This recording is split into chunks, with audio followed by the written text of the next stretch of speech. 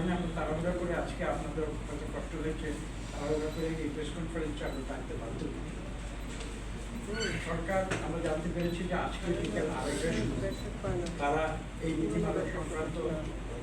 যারা তারা সংশ্লিষ্ট মনে করেছেন তাদেরকে তারা আহ্বান করেছেন, একটি সভা হবে এবং সেখান থেকে নীতিমালার বিষয়ে তারা একটা গুরুত্বপূর্ণ সিদ্ধান্ত নেবেন। আজকের যুগে যেখানে মডার্ন টেকনোলজিতে আপনারা জানেন যে আইটি একটা নিয়ামক শক্তি হয়ে দাঁড়িয়েছে, এত বড় একটা গুরুত্বপূর্ণ বিষয়ে তারা সিদ্ধান্ত নেবে, কিন্তু যে কথা এখানে বিষয়ে উল্লেখ করেছেন যে যারা ভোক্তা, আমি তো একজন ব্যবহারকারী, যারা ব্যবহারকারী এটা হলো একটা দিক। আরেকটা হচ্ছে তিনটা বিষয় আমরা গুরুত্ব দিচ্ছি, যারা ভোক্তা, যারা ব্যবহারকারী, 2 নম্বর যারা এসএমই আমরা বলছি, যারা ছোট সংগঠন কিন্তু যারা এই আইটি সংক্রান্ত বিভিন্ন যে ব্যবসায়িক এবং অর্থনৈতিক কার্যক্রম সেটার তারা সুফল যারা তাদের সংখ্যাই কিন্তু এই এসএমইরা তারা যেন এই জায়গাতে একটা অংশীদার হতে পারে। আর 3 নম্বর আমরা যেটা আশঙ্কা প্রকাশ করি যে যারা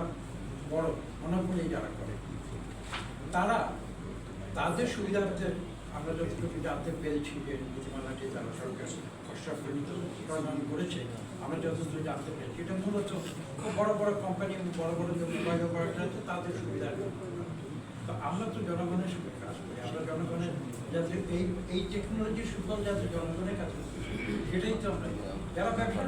টাকা করে এটা আমরা জানি। দেখেন অতীতে 15 বছর কি হয়েছে, ওদের নীতিমালায় কি ছিল, তারা দেখেন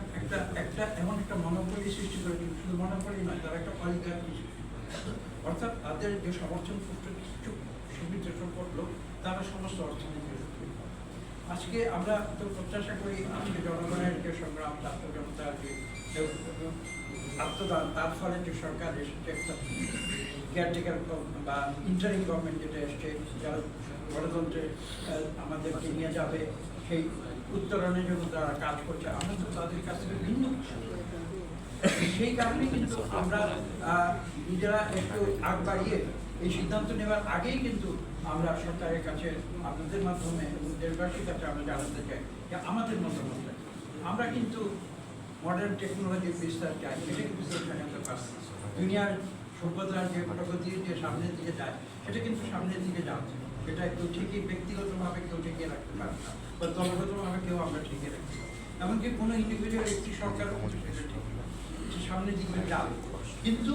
আমাদের যে বিএনপি আমরা যেভাবে চিন্তা করি, আমরা সভ্যতার সামনের দিকে যাবো, টেকনোলজির সামনের দিকে যাবো, কিন্তু তার সুফলটা যেন জনগণের